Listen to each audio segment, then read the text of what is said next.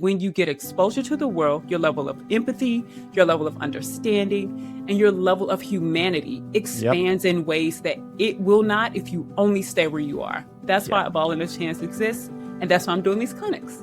It's really important to me, is especially the young women who are my height and are taller, to know that they can stand confidently, that it's okay to have pride about who you are, and also that there's a space and a place for you, and you should feel comfortable in being however you were created. And the court is a place where you can be that and feel that.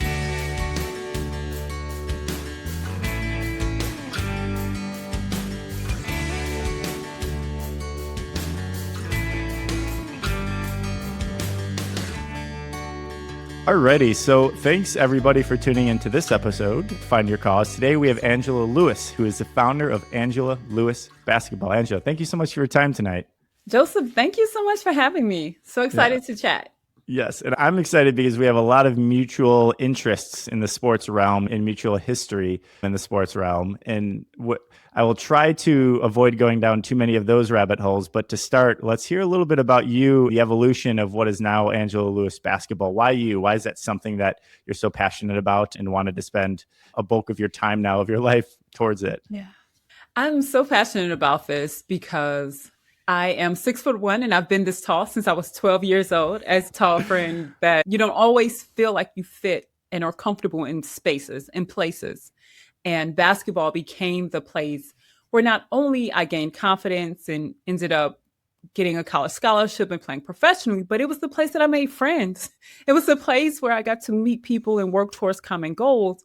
But even more importantly, it was a place where I got to learn about culture and connection. Basketball was the first place where I was able to meet people from different countries, where I was able to travel abroad and have teammates from different parts of the world and learn language and culture through sport. And so I'm really passionate about the work that we do with Angela Lewis Basketball, because we have camps, clinics, and programs that not only teach the basketball skills, but also the importance of communication, teamwork, leadership, and cultural connection. All right. We're going to dive into that. And before we do, one random question that popped into my mind as you were talking, and maybe this was even before we hit record, but it's a very relevant, so I don't forget. Super Bowl was yesterday. There was an amazing commercial by Dove all about women in sports. I don't know if you caught it, but it was all about of women that stop sports. Half of them say they've been pressured because of their body image. And you said 6'1" since 12. My sister is 6 feet tall. She played volleyball at Duke. I'm 6'7". And I know there's a lot of challenges that all people, but especially women, face with body image of like elite athletes. And it sounds like that was one of the core reasons for you wanting to start this, is to create that space and to make that connection for young women, to keep them in sports as long as they want to, and not let something like that cause them to stop playing. I'd love to hear just about that and just the connection. I don't know if you saw that Dove advertisement, but I'm like, it happened yesterday on the Super Bowl. This is so relevant to what you just said. Yeah, it's perfect timing. I don't know if everyone knows this, but there's like this unspoken tall woman, tall girl sisterhood. Like you see someone who's a 6-footer and you're like, I see you there. There's this level of connectedness. I feel you. I get it. And so what's really important to me is especially the young women who are my height and are taller, to know that they can stand confidently, that it's okay to have pride about who you are, and also that there's a space and a place for you, and you should feel comfortable in being however you were created. And the court is a place where you can be that and feel that. So yeah, that's definitely a motivation to make sure the young women feel comfortable with who they are in their bodies. Yeah. Yeah. And what has kept you around the sport? I come from the volleyball background, and I've tried coaching and I've tried a couple of those other things, and I still play a little bit, but you're in it and you've been in it. So what do you think has drawn you and kept you in that sport? I say all the time, Joseph, basketball found me. So I didn't go after it. And I know it sounds weird, but here's what happened. I grew up playing in the backyard with my brothers because I didn't have a choice. You're a kid, you're the youngest, you do what they tell you to do, right? Yep. But then I'm just drawn to the game, and it's this sanctuary. It's this place where there are no cell phones, there are no computers. You can completely just get lost in the love of the game. When I hear the Nets pop. Like it just does something to my heart when I Yeah. Oh, see, I'll tell you this, and I think this probably sums it up best. There's this book called How Basketball Can Change the World by David Hollander. And he's a professor at NYU. And he created World Basketball Day with United Nations. And the introduction in his book, he talks about the feeling you get when you walk past a basketball court. And there is something about that. If you like love the game or love something, you just, it's almost unexplainable. But that's what's kept me in it because I know what it feels like to have a place, no matter wherever you are in the world, where you can go and find friendship, where you yep. can go and play, and you don't even have to speak the same language. That love for the game is why I'm still connected and why I still teach it to young women. Yeah. And so amazing. Same connection with a few things I'm passionate about. And I know that feeling 100%. So when you decided to stick with it after playing, and you shared off camera your career and collegiately, professionally, what were some of the initial focus areas that really planted the seeds that your organization is something that you wanted to legitimize camps What? wise? Or I know Mm-hmm. you do a lot of writing as well. I'd love to hear Yes. a little bit more about that evolution. So what started as a coach, just coaching, right? I'm going to coach basketball. What started as coaching turned into parents and other people who worked with young people say, can you help her with confidence? Can you talk to her about time management? What she Mm, really needs is to speak more confidently. There were all of these other things that had nothing to do with shooting, dribbling, and passing that parent, other people who worked with this student, like parents, cousins, uncles, all the people connected to you kept asking. And so I started writing. And so my first book, The Game Changing Assist, Six Simple Ways to Choose Success, is all about making choices, understanding that you have the power to make choices, to control your vision, your values, your voice. All of that isn't in your control. So what started as playing to coaching really turned into how do I help them off the court in addition to developing their skill sets and create programs around that. wow. And that connected, the athletes were receptive of that and having basketball training. I'd be curious as to their initial like response to it. Yes, the response has been phenomenal because all athletes know it's more than the game. Every athlete has gotten in their head about something. It's like you have a bad game. How do you get out of the valley? Is one of the chapters in the book. What are the steps to moving past that? Why is volunteering so important? Every athlete knows once you learn something, it's important to teach your younger cousin, brother, sister, or even a younger player. You're always called upon to serve as an athlete, especially when you play at a high level. So I've been Yeah. pretty grateful for the receptive How do you reception. get out of the valley? I'd love to pull some of your knowledge and experience of your writing from your chapters and have some quick hits for folks that are listening.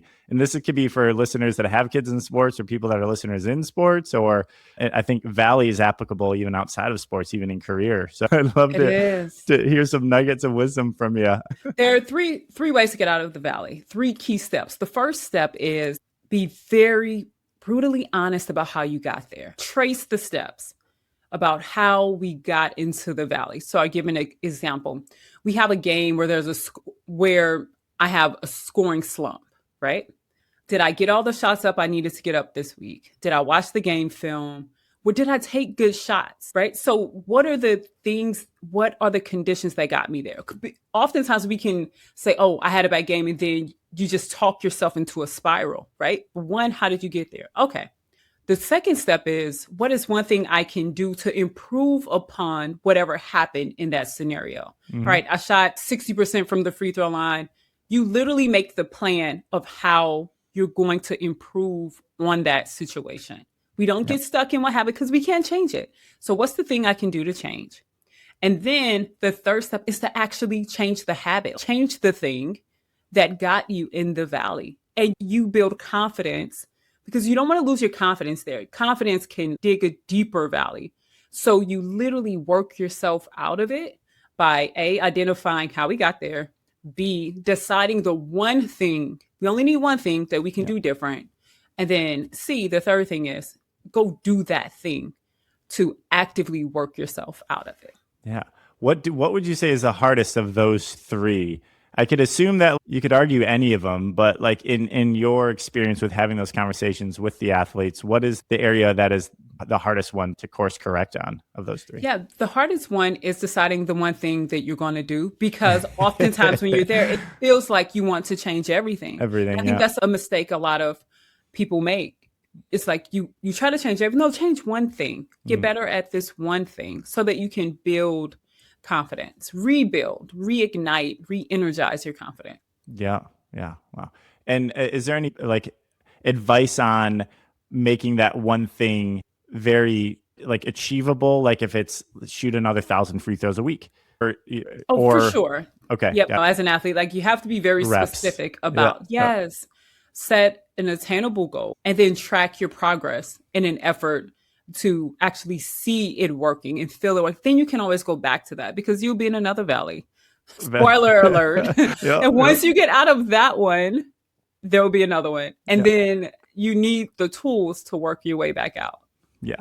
Ideally, they'll just be much more advanced valleys as you keep Yes, improving your game. Yeah, but they're exactly. always going to be there. It'll be Yeah. something else. Yeah. Even Steph Curry and Kobe had their valleys. So, yeah.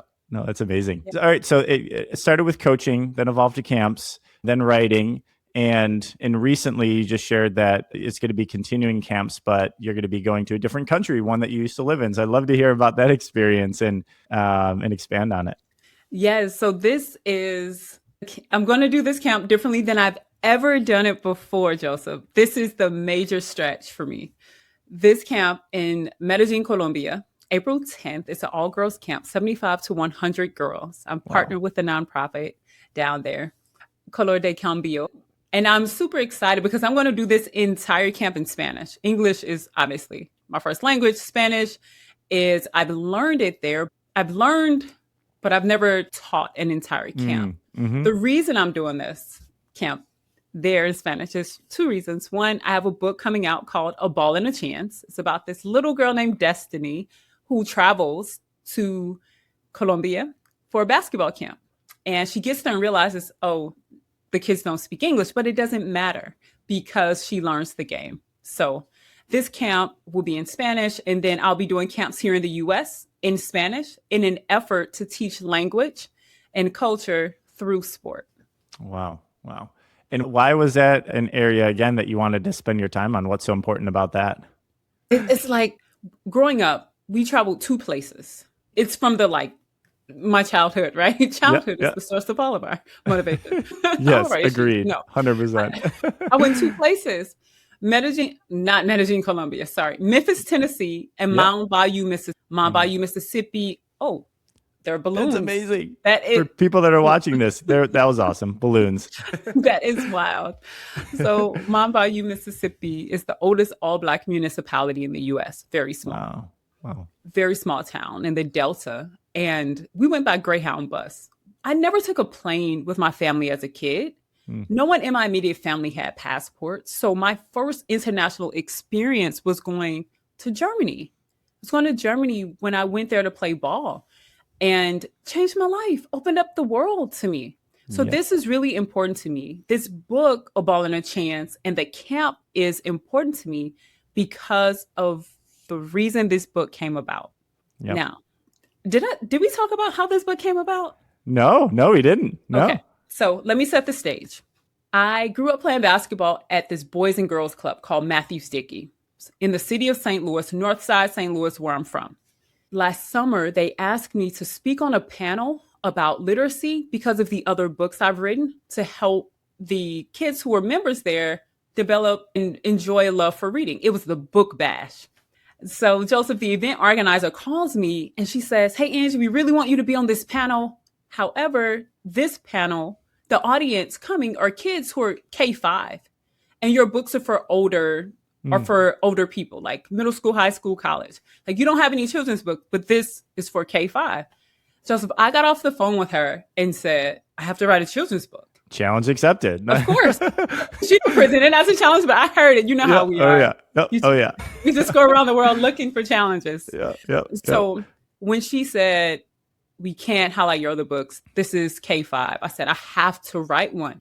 I have to write a children's book. And that's why A Ball and a Chance came about, because I wanted kids to know that the world is their opportunity. And Hmm. sports connects you to the world. So if you just stay in the game, even if you're not a professional player, this isn't about being a professional player.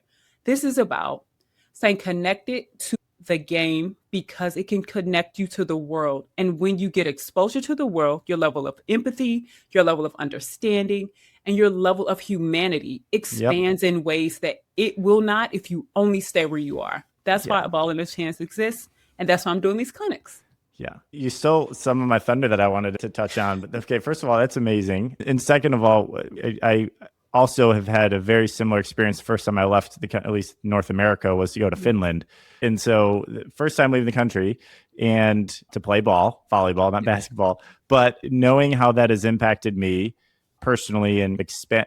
So I feel like what it does, the best way I've explained it recently, I guess the best way I can explain it is it makes you feel so small in a good way because it makes you, like you said, feel closer to other humans by it making you feel small. So somehow that makes you feel closer to other human beings. Just knowing that your Mhm. bubble is such a small bubble in the broader world, like such a small bubble. And not a lot of people like have the opportunity to travel abroad, let alone out of their city or state.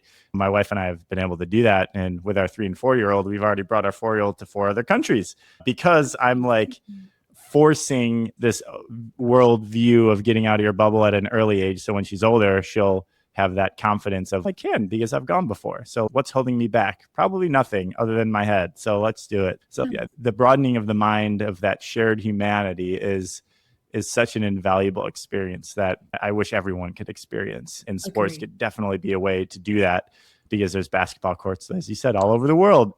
And I'm glad you said that, Joseph. I don't take it for granted, and neither do you, that like we've been able to travel abroad. The beauty of America is that it's a melting pot. So even if you can't get to Finland or Germany or Colombia, go to a neighborhood around go to a different rec center across town. Go to the rec center and meet someone new through the game.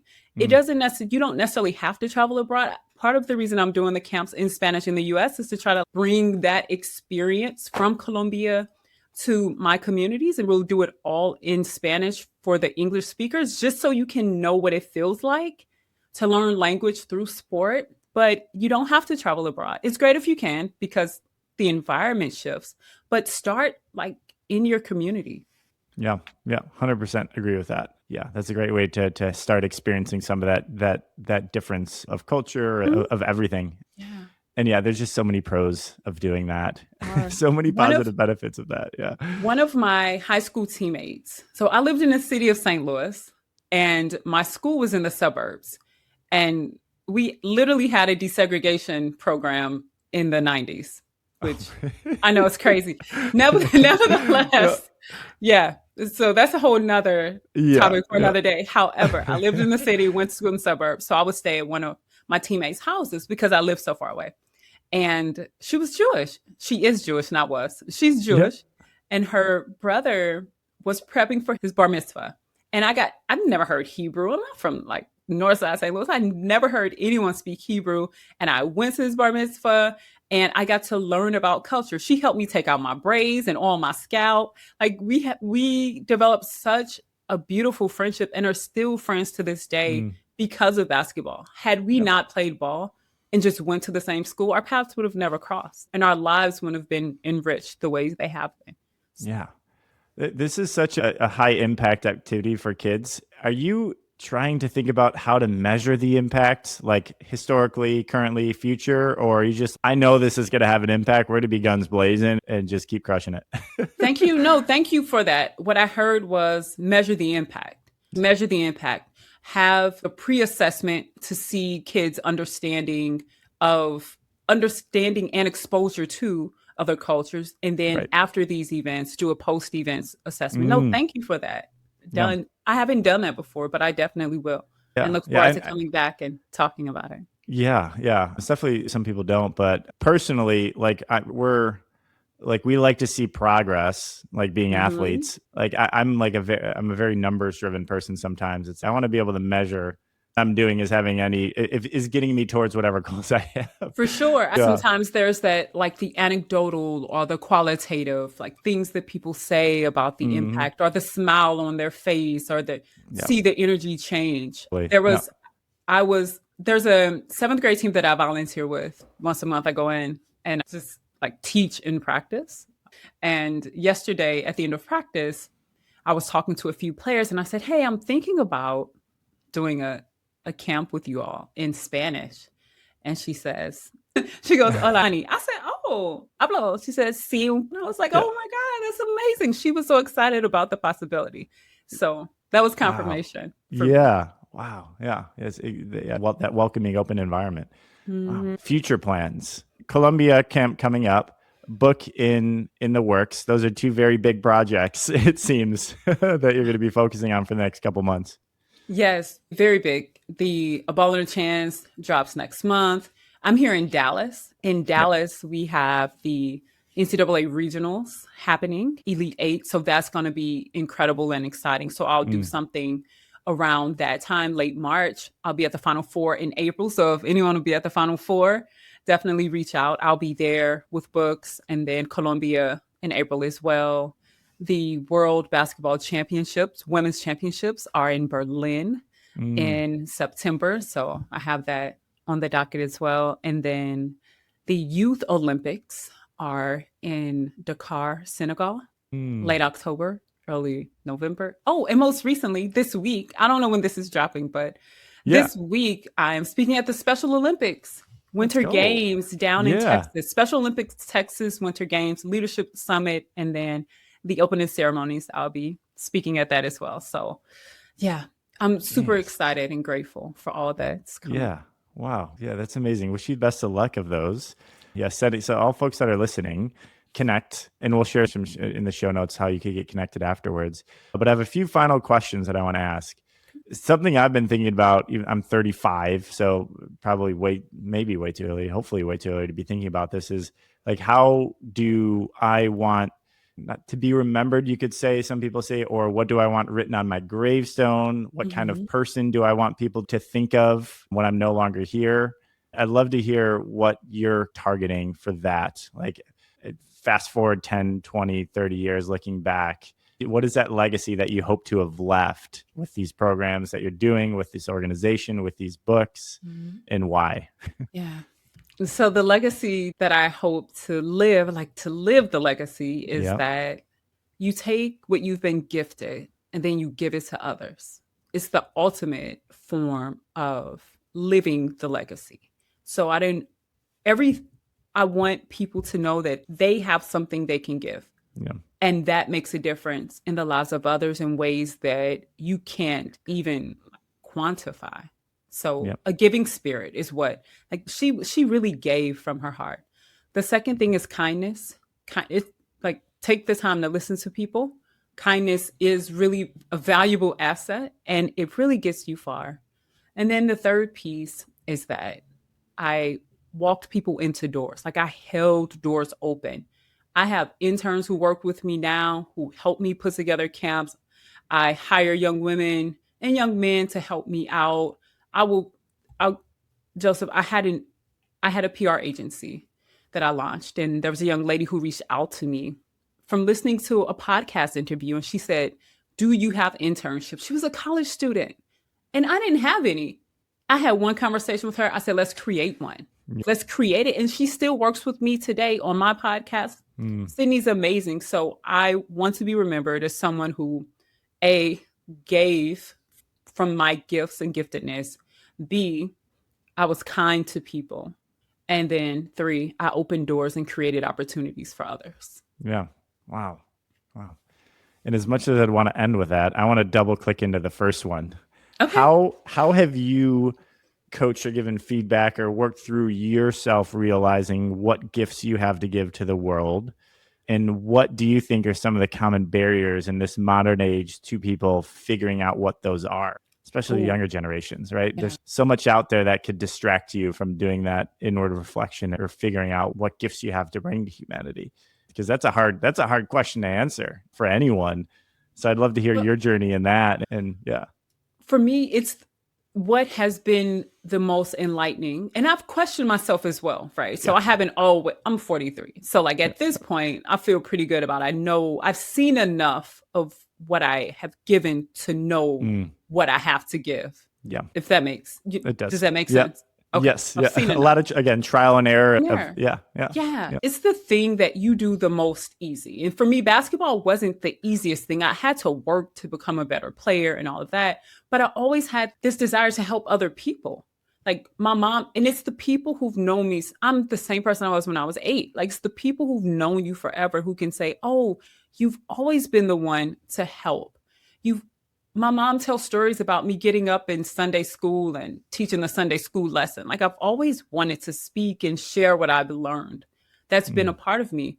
I have a niece who is an incredible artist. She's been an incredible artist since she was 3. This baby girl will draw things, and you're like, how do you even come up with that? Yeah. So our giftedness are the things that come most natural to us, and Mm. so we don't have Mm. to search too far for them. It's, hey, you know what, Joseph, you are incredibly great with numbers. You mentioned that you like numbers and things that make sense mathematically. Maybe Yep. that's your thing, and then you give that. That's part one, is what you do naturally. Part two is what Yep. you choose to learn. So I Mm. chose to learn basketball.